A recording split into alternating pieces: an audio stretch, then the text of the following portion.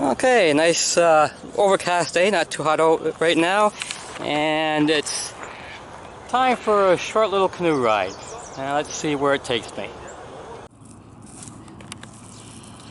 Okay, we're just heading out here. Up ahead is a spot called Carol's Point, and we'll head up there. And I did bring my first aid kit with me just in case we have any problems. Good day to be out in the water. You should be trying to think now what first aid conditions might you need when you're out paddling here.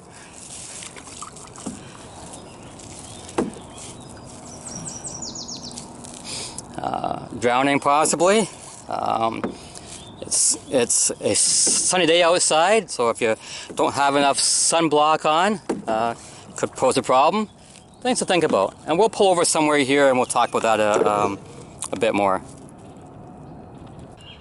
There we go, just beached up here on Carol's Point, and we'll sit down here and see if we need any first aid treatment. It's very hot outside, and I may have been out with some friends who may have a bit of sunburn, so we'll see how we treat them. Okay, we're up on shore here, and my boat is out of the water, so it won't go floating away, because that's the most important safety thing to look at. Is I have a way of getting back to where I came in from. So I'm on shore safely. I'll take my jacket off, my life jacket off. There's something that, again, for safety. When you're out in a canoe, you have to have a few things with you. One's a life jacket, and one is a little kit that has a flashlight in it. It's waterproof, so if out of dark, 50 feet of rope that will float. You need that. You need a bailer, which is the whole thing bailer here, and you need some way of signaling for help. And in most cases, that is a whistle. And for me, I keep my whistle on my life jacket, because if I tip over, so I'm out of my canoe, when I tip over, my jacket is on, I can blow the whistle 3 times, and everybody knows that I need help. Let's see what we'll have to deal with. First thing is, this is tick season, so we might have some tick bites coming in. Now I always bring with me a first aid kit, which I have. So for ticks, you have to pull them, like, if they bite you, it might hurt, it might not hurt, but the danger is if they're on you for a long time, then depending on the type of tick they are, you could get something called Lyme disease, which you may not even know that you have it until years later, and then it's too late. So what you have to do is you have to pull them off. Now I have in my first aid kit, which I have right here. I bought one of these little tick removers. So all I have to do if the tick is right here is I squeeze down, it opens up, and I pull the tick out that way. You can buy those. If you don't have those, then just a set of tweezers works just as fine. Again, the tick's right here. You just pull down, squeeze, and then pull it straight up. It may take you 2 or 3 times to get it, because they want to attach your skin, because that's what they do for a living, but you can get them off. I've also heard, I don't have this in the kit at all, but I've heard that they don't like peppermint oil. So if you have peppermint oil, you can put it on your skin, and apparently they will come right off. But let's look at sunburn. It is a hot day outside today, 28 degrees Celsius, with humidity it's a little over 30. First thing I did is I didn't go out till 3 o'clock, because that way between 10 and 3 is the hottest times of the day. So I come out after 3 for a bit of safety. But if we have sunburn, first thing is, if you get sunburn, you likely are dehydrated. So I have water, and all you have to do is you give the person a drink of water, as much as they want. Now, that's the first thing. But if they have blisters all over them, then that's real bad. Now again, with your skin blisters, your skin is very dry.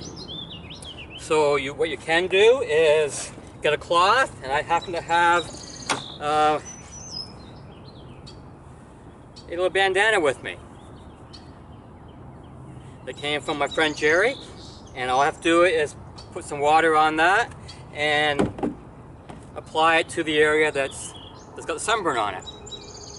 If that's not enough, I have in my first aid kit one of these ice packs. You put it on the ground, smack it, it'll take hold for about half hour to 40 minutes. You can wrap that up in a wet towel. Again, if you want to apply moisture to the skin, plus cool, wrap it up and just apply it. And just hold it there, or the person can hold it there. And that will help too. Now, if they have blisters, you don't want the blisters to break. I carry with me something that's called Moleskin in my first aid kit. And again, it's pretty easy to do. Is you get a piece of it out, you cut it in round, it's an adhesive bag to it, and you would apply it to the area where the blister is.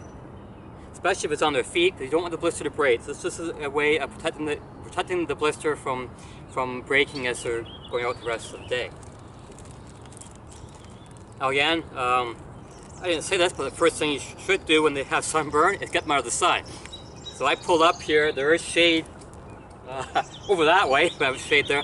I'd pull them over there as I'm treating them. So we're looking at, we looked at there at ticks, we've looked at sunburn, and we've looked at blisters. Now the other thing that we want to cover, again, is this possibility if you have really bad sunburn or just something else that's happened, you'll get a nosebleed. Now, how you treat nosebleeds has changed a lot since I was a young cub. What you do now is you get them or you just pinch the top of your nose and put your head forward. You pinch it to block any more blood from going there, and the blood that you have in your nose will just fall out on the ground, which is not a problem. The old way, which is was to have your head back. The danger with that is if you do that, you're swallowing your own blood, and depending on how you are, you may actually choke on it, which you don't want to get involved in having another first aid thing to look after with choking. So you just have them put the head forward, pinch the top of the nose, and just wait for it to stop. So we've covered nosebleeds, we've covered blisters, we've covered ticks, dehydration, which will happen on a hot day. So, and I'll have all that in just a little first aid kit of this size, which most of your cubs can make up at home.